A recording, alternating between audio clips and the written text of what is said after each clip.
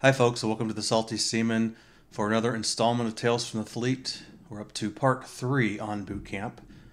If you would like to listen to the other parts, Bootcamp and pre-Bootcamp, look for them in my channel. Fortunately, we cannot do annotations anymore, which kind of sucks, but there you go with Facebook, or there you go with YouTube, I should say. At this point, it's less of a narrative timeline here because I don't have as many direct memories going through after basically P days. All that stuff starts to run together, but I definitely have some clear memories, and I think I'm going to focus on like kind of where the schedule kind of falls into place at this point. You know, some of the things that happen, and try to talk about some of the people I met. Now, at this point, you do kind of get into somewhat of a routine. You know, you wake up at 5 a.m., you make your bed, you go to breakfast, you put your clothes on, you go to breakfast, you go to some kind of training to lunch. The training can be drill formation, it could be PT, it could be bunk and locker stuff, depending on where you're at. It could be academic. There's lots of different stuff. Like you go through classes all the way through, and you get tested on them. And if you don't do well on the test, it's a good way to get ASMO'd, as I talked about last time, getting sent back. Like the first test is on just the basics of the Navy, the rank and rate structure, among a few other things like that. So I think that's kind of what we're doing instructionally in class at first.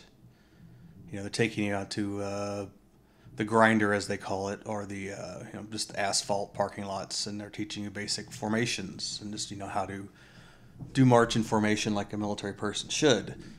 The Navy's not one of the best at these, but we do get trained in it. We don't look nearly as sharp as the Marines or even the Army. Maybe on par with the Air Force or slightly better. You go through, you do PT sessions beyond just getting beat in the compartment, which happened a lot, especially in those first few weeks.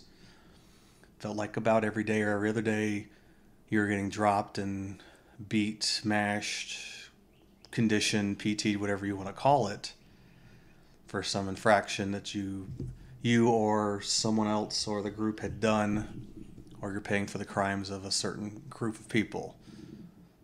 That's where you find out where 80 guys sweating their asses off can make the ceiling drip with sweat, and you can completely soak through an undershirt, and your outer shirt can be completely soaked in sweat, along with dungaree jeans completely soaked through. So real fun feeling.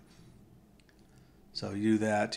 You're learning just the very basics those first couple weeks, and they're assigning positional leaders like number one, like we talked about the watch and the log. You have to learn how to fill out the log correctly, and how to write, Navy style, all block capital letters.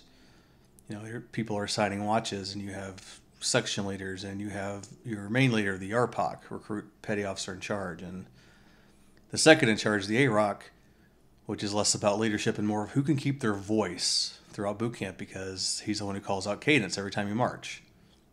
And we went through a few of those because the guys just kept losing their voice. We finally just ended up with a guy who wasn't really a good leader, but he never lost his voice, so he just kind of kept the AROC position for the majority of boot camp. I think probably about half of it.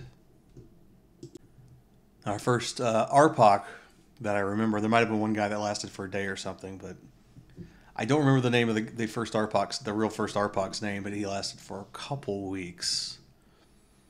And the job just kind of drove him crazy. They eventually replaced him, but two things I definitely remember about him.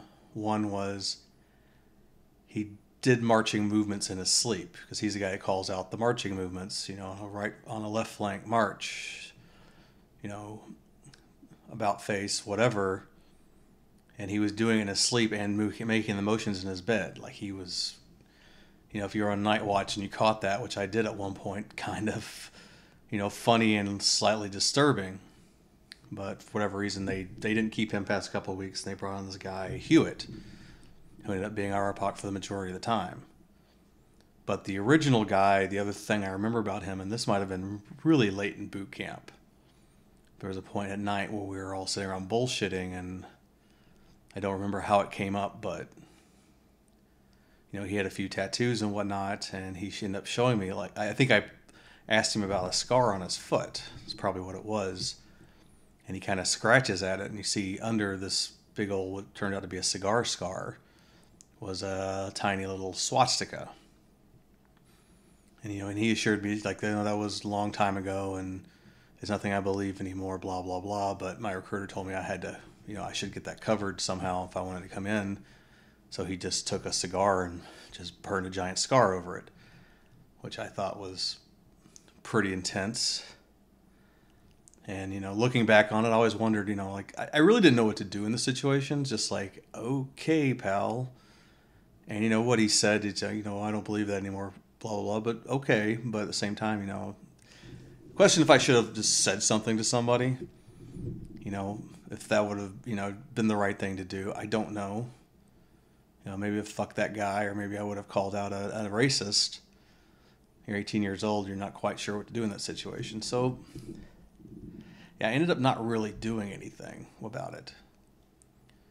A couple other people, before I get to that, I have to mention the tornado, which I think was the third or fourth day after we started week one. About every service, I think, gets a tornado or a secure for sea kind of moment where, you're just learning how to keep your rack and bunks and everything kind of stored neatly and properly. But one day they're just going to go through and completely tear everything up and strew everything across the compartment, including your actual bunks, your racks, the bunk beds would be kind of knocked over. All your personal belongings, which luckily are stenciled at this point. It could just be anywhere in the compartment. You guys just have to run around and try to find all your shit, get it restowed and properly, and all that good fun stuff. So that was a fun part. I think everyone remembers that because it's pretty early on. I think they just do it to everybody. It doesn't matter how well or not well you guys were folding everything or keeping everything tidy. But a couple other people I remember, I went through 3 bunkmates. First one was a guy from Queens, New York. Kind of indeterminate what his racial background was. He was kind of dark skinned with black hair, but I don't think he was Asian. I don't know if he was quite Hispanic, or he was some offshoot of white or Greek or Italian. The guy just like one of those, just guys that was something, but you really couldn't tell what he was. And I remember his face, and I remember his heavy Queens accent. But other than that, I don't remember a lot about the guy. I think he was my bunkmate for maybe a week, a little over. And then they did some musical chairs with a bunch of guys. I, by the way, never moved. I was in the same top bunk the entire time. But I moved in a guy named James Killingsworth. We actually became good friends. We were both hard rock guys. And we're just friendly, just guys who got along on a lot of levels. He introduced me to, telling me about a bunch of comedy albums I should listen to, and we exchanged some music stuff, and we just got along really great. He was also one of the better recruits. He always beat me in making my rack, and his always still looked better than mine. He eventually got moved to a leadership position on the other side of the aisle. And then I got Dunlop. Dunlop was a nuke. I believe he was going to subs. I think I looked him up a couple of years after, and I had access to an admin kind of database of the Navy. And he was like stationed in Hawaii on a sub. So obviously he'd gotten through nuke school and had got stationed doing his job, so that's cool. But yeah, I never heard from him either. Pretty much almost any guy from Bootcamp other than like 1 or 2. But yeah, me and Killingsworth were cool people. Liked him a lot, and I liked Dunlop a lot. A couple other guys definitely remember. There was a guy named DeWitt, who's a complete stoner burnout from Detroit. He's a guy I hung out with my last day on graduation weekend after my parents left. Funny guy, just had that, yeah, man, just that fucking hippie stoner burnout accent. He's a guy who had to clean out for 30 days after, he last smoked pot because he smoked so much of it. I mentioned Shunk before. He stood across from me. The other guy that stood across from me was a guy named Sickle, who I did run into in the fleet quite a few times. He was on the USS Frank Cable, and they came on, like it'd been about a year since boot camp, and he just kind of, I just hear Owens yelled across the ship, and there he was. He's on the Frank Cable, came on board to do some repairs, and he spotted me. Yeah, Italian kid from New York. He walked funny, like he was bow-legged and just kind of walked kind of the side. Like he was the guy they never could get to march straight. Like he was always off a little bit. Cool dude, at least I talked to him a lot. He kind of struck me as a wannabe tough guy. I don't think he was as tough as he let himself onto, but nice enough guy. The aforementioned McDougal. McDougal was like, I think I've already gone over him. At one point he was, they told you to make your bed with the catch hem, the part of the stitching that's visible on the downside, and he did it backwards. This is like the third or fourth day of boot camp, and they made him run around the berthing compartment yelling, "I am the catch him ghost," with the sheet over his head for a good 10-15 minutes, and he was kind of the catch him ghost for a long time, and he was a guy who always had trouble getting marching movements right, and just various other fuck ups. He went through the gas chamber, and he just looked like, I never saw anyone take it worse than he did. Just looked like death warmed over.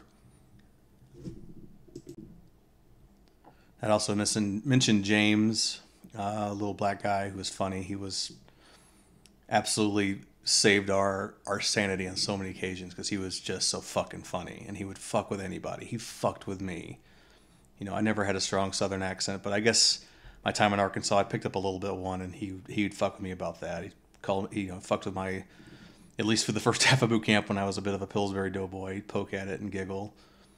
And the impression he did of the RDC, Cade, was just so fucking on point. And he would just like do mock inspections of us, just doing an imitation of him. And I maybe very few times in my life have I laughed as hard as in watching James do that. Another part of him was he was a horny little bastard. He got up and beat off every night. If you were on watch, if you saw him get up around 11:30 midnight and go to the head, you knew what he was doing. And what were you going to do about it? He came back, like, I think a minute late the first night of graduation weekend. He said he'd been out with whores. We were not surprised. We had 3 black guys named Green, which was kind of hard to keep up with. One was the laundry PO, and he was kind of a nerdy Urkel type. One was the second Master at Arms we had, this giant half black, half Indian guy. He looked like a bodybuilder. He was the enforcer. He was the big guy, and there was another one who's, I don't remember anything spectacular about him. The other funny thing was when I got to my first day school, my roommate was another black guy named Green. So I just figured, like, wow, that must be a common name amongst the African Americans because that's a weird coincidence. There was the litany of the 3 guys who asked way too many questions and got yelled at and became part of kind of a running joke. Is there any questions? Dial, Dunlop, McQueen. Those 3 guys. Dunlop being obviously one of my bunkmates in Nuke. Of course, I Nuke asked too many questions. Queen actually friended on Facebook. He made Chief a couple of years ago. I haven't seen his posts in a while. He probably defriended me. But we never really talked. But yeah, we went to boot camp together. And Dial, another guy, actually, I ran into in Lemoore many years down the line. He's the one who told me about McDougal. So a lot of our division went to, became Airedales, and we're Pensacola. So he kind of caught me up on a few of the people there, and I ran into him a couple times in Lemoore. And so that was kind of cool. But, during those first 4 weeks, you're in a routine, you're earning your... At the time, it was, I don't know what they do now, but you got pennants for different areas. Academics and PT and drill and, I guess, birthing, cleanliness or whatever. And you get cumulative points. And your thing was you wanted to get all your pennants and then all the second and third pennants that come after that and save up enough points to become like an honor grad. They called C&O. If you didn't quite get enough for that, but you did really good, you got what's called the Battle E. both those things have other meanings in the Navy, but at boot camp, that's all it meant to us. That was kind of the drive to, be one of those outstanding divisions that got those pennants. So every, you get your first personnel inspection, where they're really digging into on your, make sure your gig line, and that's the line of your belt and your zipper and your buttons on your shirt are lined up perfectly. If you wear the BCs, they're clean.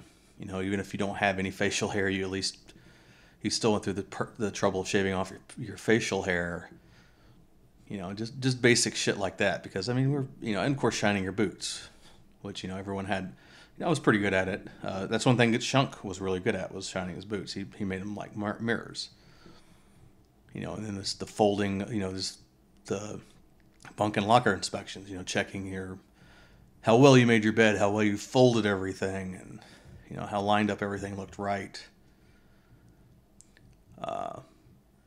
And you went through all that, and then there was the PT. Then you had to take a physical readiness test. At least 3 times through.